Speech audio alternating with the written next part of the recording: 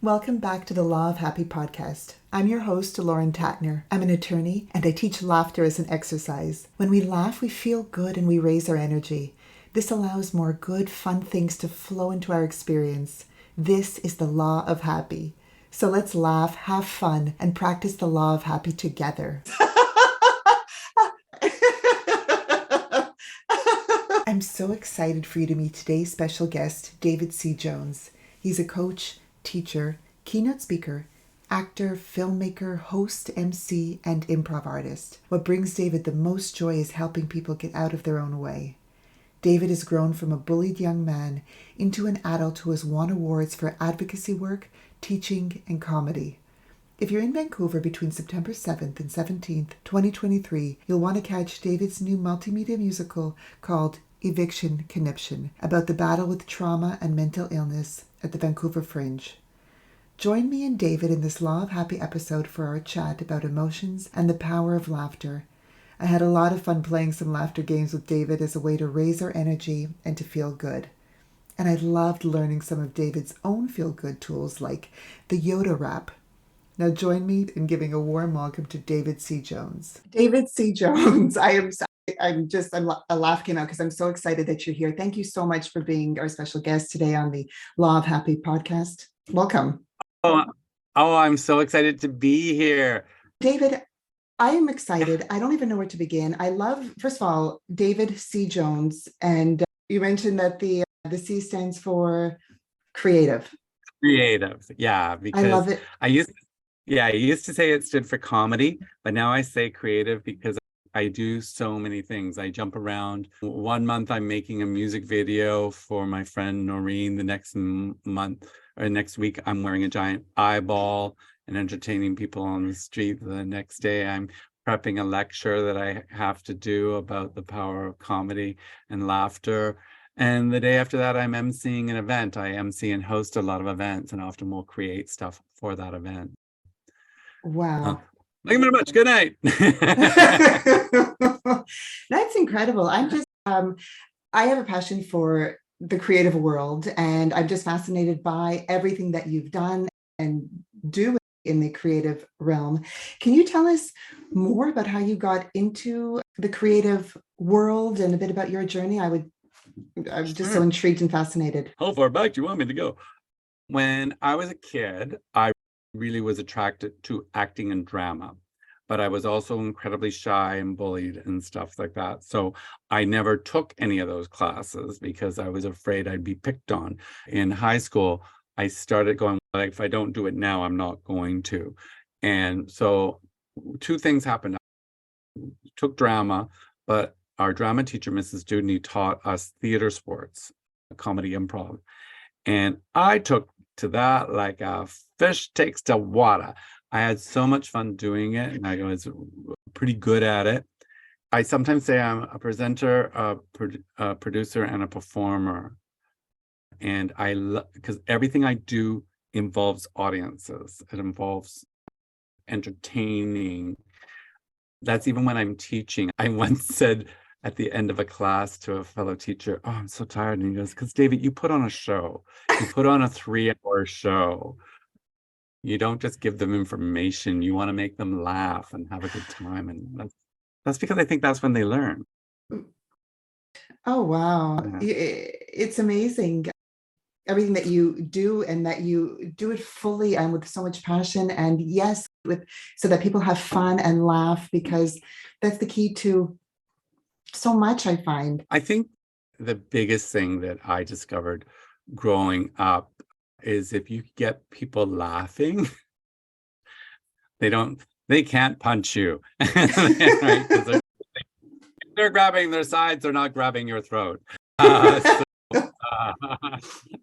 So I learned pretty quickly that if I can make a quip or get people giggling. Laughter has changed so much for me and helped me so much over the years. And that's why I was drawn to laughter yoga, using laughter as an exercise. I've also done improv and clown, and I just love everything about the art of play and having fun and laughter. I think it's really important to say is that it's also not about what sometimes can be referred to as toxic positivity. No. You need to feel your emotions. You need, if you're sad, like I get profoundly sad, I have crying fits sometimes. I get angry. I try not to ever get angry at people. If I'm in a situation, I will sometimes jump up and down and go, ah, right? And it's not like I would never say to anyone, just smile. It's like, no, you got to get those negative emotions out too. I am one of the things that I was taught, and I do it in my public speaking, is we tend to suppress our emotions, men in particular, but women too. Mhm. We suppress our emotions, we'll go and we'll hold them in. And what happens is that they build up into the gut. And you either have to do deep breath work or deep belly laughs. When you're going, right, you're actually scooping out all that negativity. And that's why sometimes people start crying when they're laughing, or they almost get this angry look on their face when they're really laughing, because they're scooping out all those emotions that they pushed down and held down at previous times. They didn't go anywhere. They sunk into your swamp, and you got to get them out of your swamp. Yeah, thank you so much for mentioning this now. It's so important. And I often tell people and tell myself the same thing, that even the name of my wellness practice and the podcast, Law of Happy, it's not about being happy all the time. Like you're saying, it's not possible. We're human. We have all of the different emotions, and in everyone's life, there are challenges, ups and downs. And I agree with you. I believe it's so important to acknowledge how we're feeling in the moment, to honor that, acknowledge it, feel it, and then go from there. I see it, the emotions, as an emotional ladder or scale, where we cannot go from feeling overwhelmed to bouncing up immediately to feeling pure joy and bliss. I think that it's a gradual process if we want to move, if and when we want to move up the scale, feeling anger, feeling frustrated, and then up. And yeah, so I completely agree. Nothing toxic about any of this. I think that it's all about honoring and acknowledging how we feel in the present moment, knowing it's okay, and that our emotions don't define us, and we can choose to feel some relief when we want. Emotional intelligence, right? We are not victims of our emotion. We often like to say we're victims of our emotions. It's only when you get stuck in repetitive behavior, right? Stuck in negative complaining. What's that thing about complaining begets more complaining? Gratitude begets more gratitude, right? Complaining feels great. It feels so good, right? But it's tiresome to be around and annoying and not good for your health. Exactly.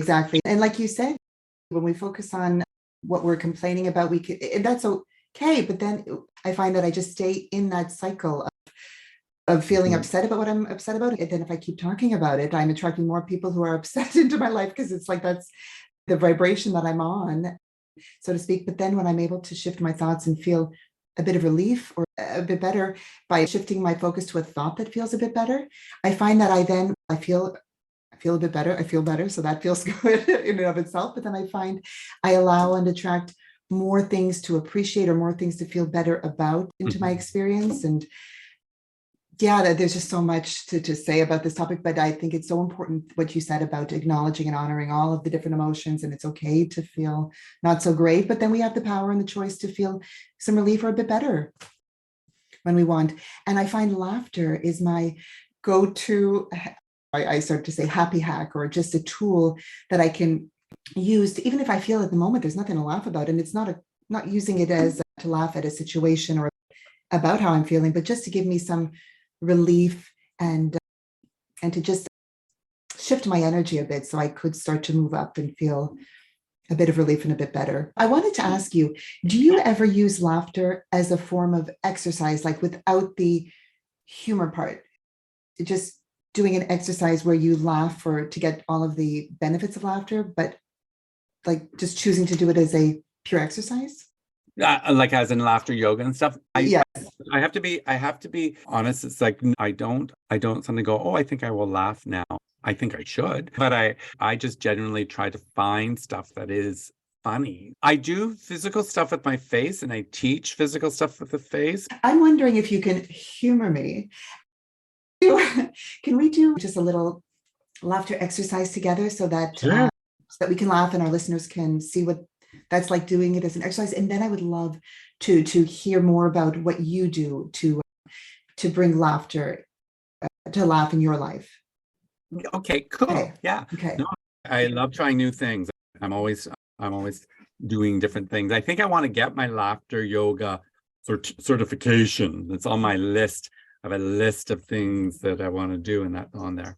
Mm-hmm. Yes, I recommend it. I'm a laughter yoga leader.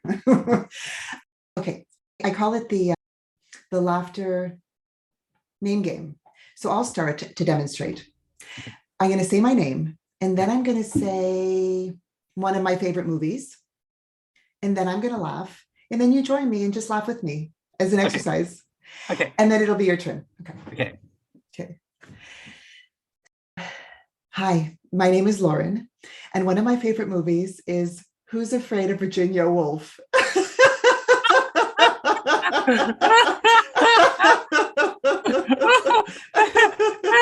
it's, it's not a funny movie, but that's a great title. I love it. I love that film. I love the actors in that movie. Oh, thank you for joining me. My name is David C. Jones, and one of my most favorite movies that's popped into my head is The Great Muppet Caper.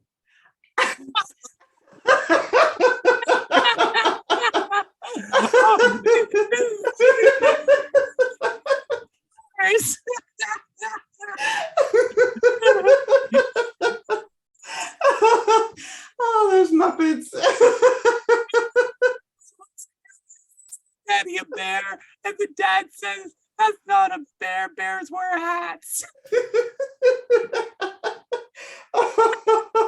Oh my gosh. Oh, that was fun. Thank you for being open and open-minded. And listeners, thank you too for listening and laughing with us. Hopefully. And go watch both those films. They're very different. Yeah. You have to find how they're similar. And report back. Yeah. Oh my gosh. Thank you so much. I'm just so excited. I just using laughter as an exercise, like where we're just laughing to get the health benefits. Because if we're laughing, because the body doesn't know the difference if we're laughing spontaneously or if we're laughing, I don't like to say faking the laughter, but simulating the laughter. Yeah. And then oftentimes the simulated laughter, like we just did for the exercise, can turn into real spontaneous laughter, which is a fun surprise. I don't go in, I don't know, expecting it. I just I just go in knowing I'm going to get the benefits. But then when it does turn into spontaneous laughter, it's extra fun. I had so much fun. Totally. I said earlier, fake it till you make it. And that's very true about changing your mood or finding triggers that can help change your mood when you feel you've indulged enough in a different mood, when you go, time to get out of this dark place. Mhm. You don't have to wait until you I don't feel like laughing. It's no, laugh so you feel like it. Yeah. Exactly. David, what are some practical ways that you use in your own life to give you some relief or help you feel a bit better or feel good, raise your energy? I would love to learn more. Sure. One of the things you don't do is go into bad habits. I used to be a drinker and a smoker, and I don't do either of those things now. I've been sober for 12 years and haven't smoked a cigarette like in 25 years. It's amazing. And some practical things I do, because I can get, being a creative, sometimes you rely on the gatekeepers to get you work, and sometimes the gatekeepers say no. So you feel down. You're like, oh no, I didn't get the thing that I wanted to do. So I can get into a headspace of negativity. It's because I suck. That's why I didn't get the job. I do a physical thing similar to laughing. And this is what I teach is if you raise your eyebrows up, you can already feel your face opening. And then if you open it into a big mouth, toothy smile, and just hold it, you already feel silly. And if you can find a mirror and you look at yourself, you will often then go, ha! And laugh because you're lightening your face. Because when we're upset, our eyebrows furrow. They push down as our brain is thinking and pondering and flipping things over in our mind. So when you suddenly force your eyebrows up, right, and lift your mouth, get your mouth open and eyes up. You can even look up to the right. That even helps too, because the right is where you're in your creative space. So all of those things are things where you start just changing your physicality. A couple other little things that I do is I have a box. Now, I haven't used the box for a long time. It's a silver box that I decorated, although I think I have to reapply some of the decorations. And for a couple months there, I wrote down only affirmations or gratitudes. Mm-hmm. I put them in the box, and the idea was, okay, open the box and read a couple until you feel better, because you have to remind yourself that there are just as many good times as there are crappy times. There's a little poem game. It's called the Yoda Rap, and it gives your brain a little twister. What you do is you say 2 words. It's a little complicated. I'll demonstrate it. Okay. Say 2 words, and then you say 2 more words that rhyme with those 2 words. Not both of them, like the sentence. So if you said instant rice, then you might say, this is a little gross, sorry, head lice, because it rhymes with instant rice. But then what happens is you flip the second set of words. So now you go lice head, and now you rhyme with that one. Nearly dead. Oh, I'm getting very morbid. And then you go, then you flip that word, dead, nearly, feeling dearly. I'm gonna try a new one. Okay. Shining light, feeling bright, bright feeling, fishing, reeling fish, grant a wish, wish granted, egg planted, planted egg, big leg big, nice wig, wig nice, frozen ice, ice frozen, nice and cozy, cozy nice, head lice. We're back to head lice. Full circle. So, wow. Yeah.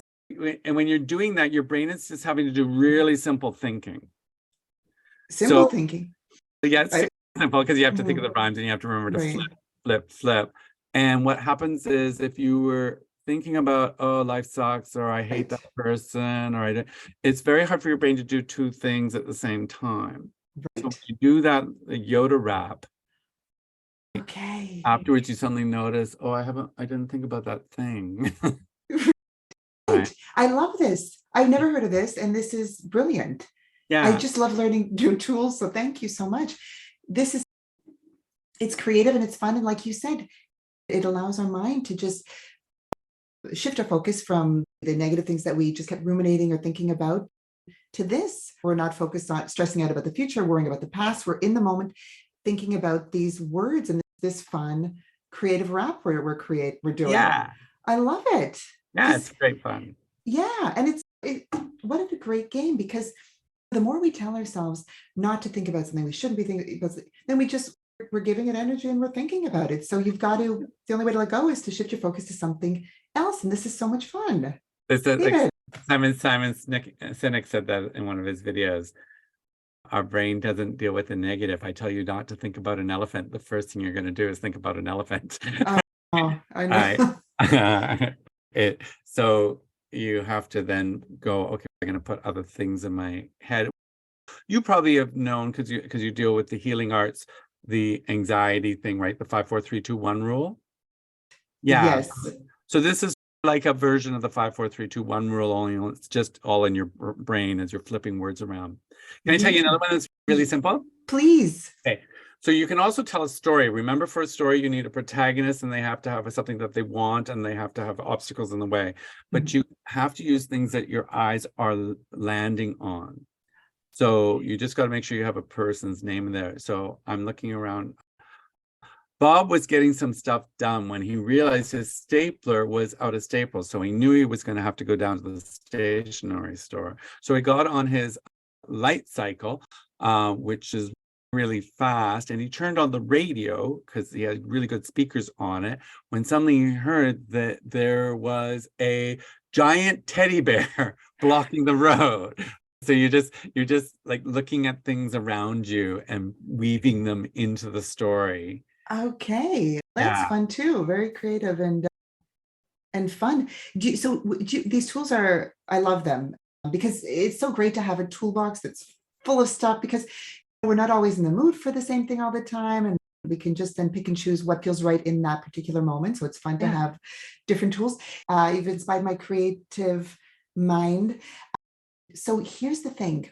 What I'd love to do is, there's something that, I don't know, that has to be done, or that you do in a regular day that's mundane, or can just be annoying or not fun to do, and then we can improvise and pretend we're doing that and throw in some laughter. Sure. What do you think about, there are different scenarios? Well, I just did, just before doing this, because Yeah. I'm going to go to the gym after this, I cleaned the litter box. Can you teach me how to clean a litter box? I have a dog. I don't know how to clean a litter box, because one day I might have a cat, I think. Okay. So one of the things you have to do is you have to have a proper scoop. Yeah. And you have to have a litter. Now, you shouldn't use a clay litter because cats lick their paws and stuff like that, and clay is bad for cats. You have to get like a corn cob litter or something that's going to be okay if the cat cleans itself, because cats clean themselves all the time. And you have to scoop into the litter box. You scoop in. Okay, so we're going to mime scooping in, and then you shake to shake away the stuff that's not cat poo. So for this exercise, can we mime? Yeah. Scooping, and then there's a shaking, right? Yep, you just gotta shake it out. And we shake it out and we laugh. Shake it out and we laugh. Okay.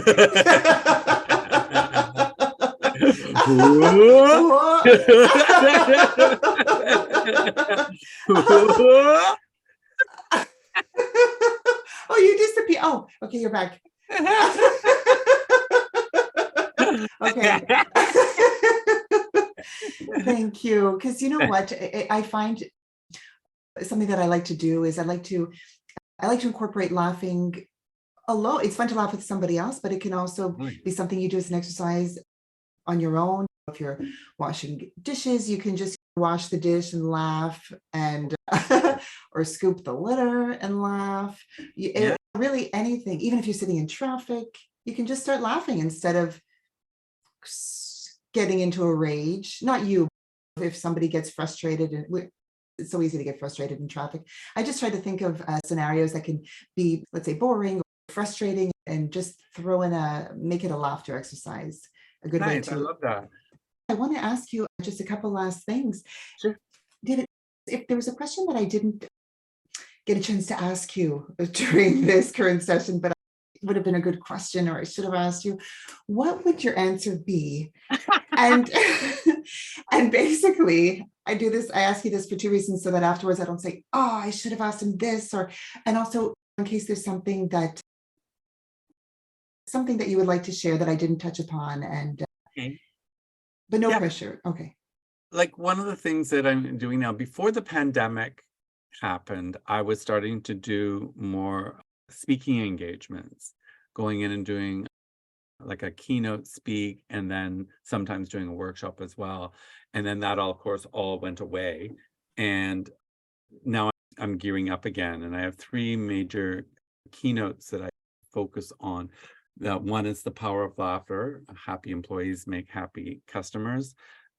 The other is how to MC your life, because I've worked as an MC around the world and on TV. The things that make a good MC also make a good person to be around and interact with. The other one is called You Got Character, which is about using tools like status, micro expressions, and things like animal work and posture, things that actors use to create characters, how can you take advantage of them in your life? I don't know if you know that Beyonce is very shy, but she puts on a different persona when she performs. She puts on Sasha Fierce. Sasha Fierce is the person who performs her songs in concert. Mm. So she works with like an alter ego or a different personality. And it's a little bit like you might have seen, what's her name? Amy Cuddy. Amy Cuddy, she's a TED Talk, very popular TED Talk, where she talks about different body postures to help you feel more powerful in your life or in a situation that is stressful. You Got Character is all about that, going, Meryl Streep has played a prime minister, she's played a chef, she's played a river tour guide, and those all required her to do different things. What we learn from that. So You Got Character, How to Emcee Your Life, and The Power of Laughter are my 3 main keynotes. That's amazing. And how can our listeners find you? Yeah, my new website is davidcjones.ca, and my film work, the short films that I've made and I've done corporate videos as well for people. That's dcjproductions.ca. So the films, I try to keep those 2 worlds a little bit separate because being a multi-hyphenate confuses people. They go, what do you do? And I go, what don't I do? That'll be faster. So, yeah. I just love all the things you do. It just must keep it fresh and fun and interesting for you and your audiences and people. Yeah, and I think it keeps me young. Like one of the things that you go, how long have you been doing that? And you go, 8 years. And you must be pretty young then. It's like, no, because I did 500 other things. I used to run a charity called Laughter Mission Society, and we went into organizations that were dealing with terminal or life-threatening illnesses and their caregivers, because I was a caregiver myself. I was the caregiver for my mom. She had a horrific disease. She had Lou Gehrig's disease. And one of the things that I found great solace in was making her laugh. She couldn't vocalize anymore, but she would smile or she would throw her head back. And I would go, okay, in that moment, she's not thinking about how her body is betraying her. So then I would just try to get her to do that all the time. And that's the same with my students when they're scared or nervous or they don't know if they're doing the right thing. If I get them laughing, then they're not thinking about it anymore, even if it's just for a second. And it might give them or everyone, all people, the energy to face the problem now, right? Yes. You have a little bit more energy, maybe a different perspective. Let's figure out what we're going to do.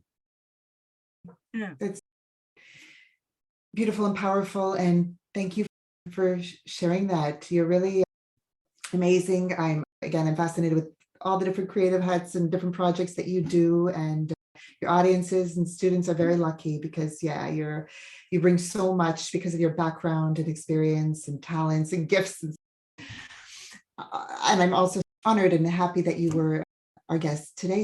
Or my guest today. Thank you. Yes, you people listening at home, stop listening. This is just between the 2 of us. Oh, yes, I meant because sometimes I laugh if I refer to myself as we, but yes, myself and our listeners and the collective we. Nice. So thank you so much for everything, David, and I wish you super honored to be here. All the best. Thank you, and all the best with your upcoming projects. And I'm very excited, and I hope to speak with you and laugh with you soon. Awesome, Possum. Thank you so much. Thank you. Okay. Bye. Bye. Thank you for having tuned into this Law of Happy episode. If you smiled, laughed, or felt inspired, please subscribe, rate, review, and share the Law of Happy podcast with someone you'd love to have fun with. And if you'd like to laugh with me as a guest on the show or in a customized program, you can email me at lauren@lawofhappy.com. I look forward to laughing with you soon.